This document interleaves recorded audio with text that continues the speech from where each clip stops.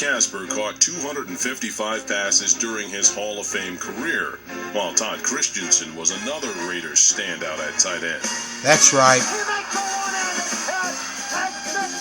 The greatest receiver of all time, Jerry Rice, played 3 seasons in a Raider resurgence of the early 2000s. Another brilliant Raiders career belonged to Art Powell, number 84. In just 4 seasons in the silver and black, Powell caught an incredible 50 touchdown passes. Art was a big guy, 6'3", probably weighed 215, maybe close to 220. Couldn't really run.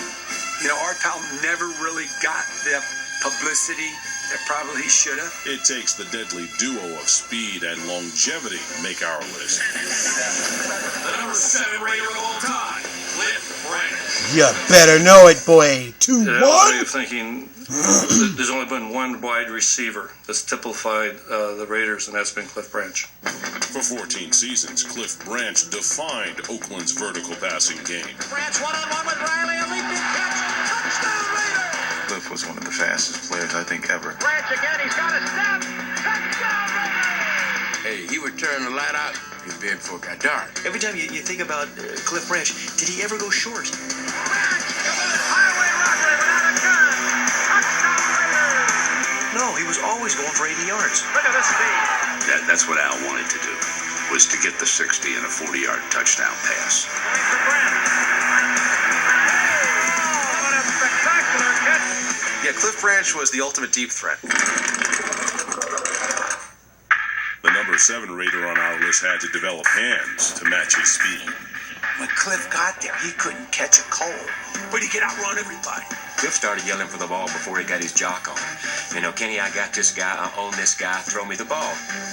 Snake kept throwing him the ball until finally he caught a couple. Branch went on to catch 67 touchdown passes, plus 3 more in Super Bowl play. I could not talk to a cornerback in the NFL who didn't think Cliff Branch was the best receiver in the league. Not just a fast guy, but a fast guy who absolutely knew how to play the ball.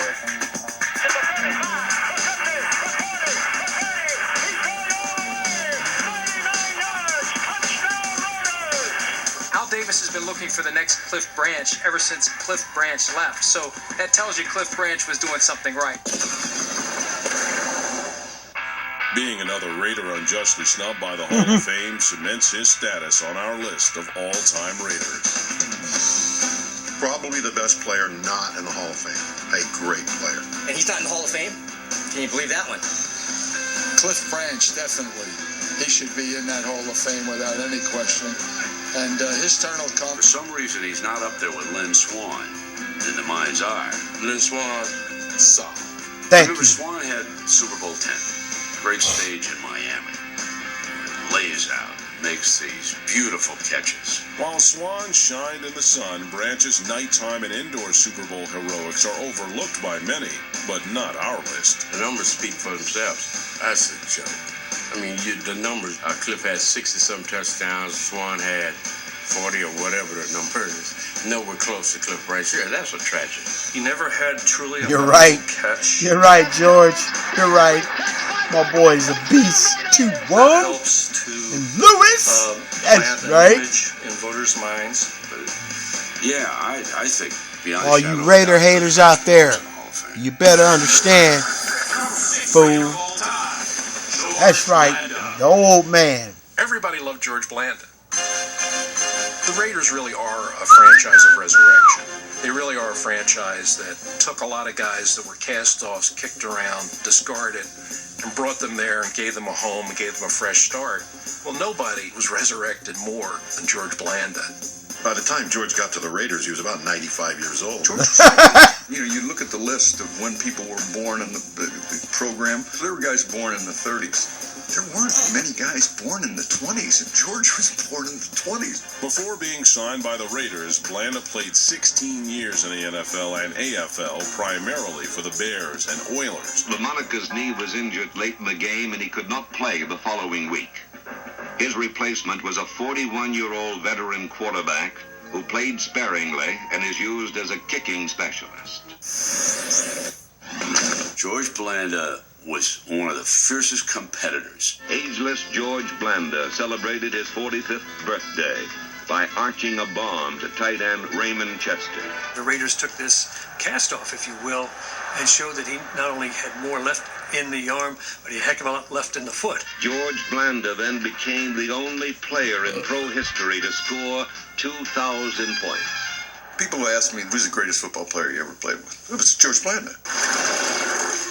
When the game was on the line, George Blanda wanted the football, or wanted to be kicking the football, because he could win. He was, I think, the greatest clutch player that the game has ever known.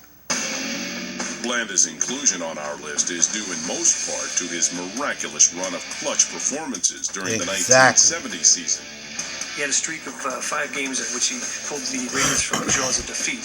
He was an inspirational leader. He was a talented quarterback and a great kicker. There it is. Snap. Spotted. It's kicked. That's got a chance. That is. It's good. I don't believe it. George Blanda has just been elected king of the world. 1970, I'm at Bowling Green watching the Raiders, and this George Blanda every week would come in and win these games for him in the last second.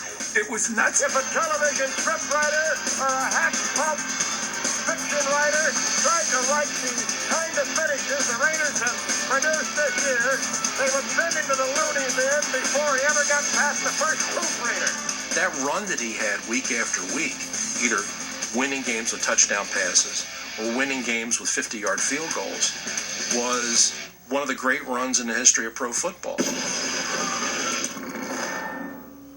So should the third leading scorer in NFL history and Hall of Fame inductee be ranked higher on our list? Yeah. George He Blanda should be number 1 on the list. Yes. He is a quintessential Raider. Nobody else that ever wore that uniform was as sensationally miraculous as George Blanda.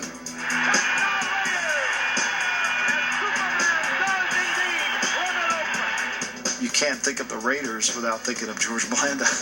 Beat my Cowboys. There's no doubting his importance to the Raider franchise. That's my and its respect, history, boy. But, Cliff Branch, and he wasn't Marcus Allen, I'll tell you that. Coming up, who did we select as the greatest quarterback in Raiders history? He was a perfect fit for what Al Davis wanted. He was uncanny at pulling out games at the end. Sabler rolling to the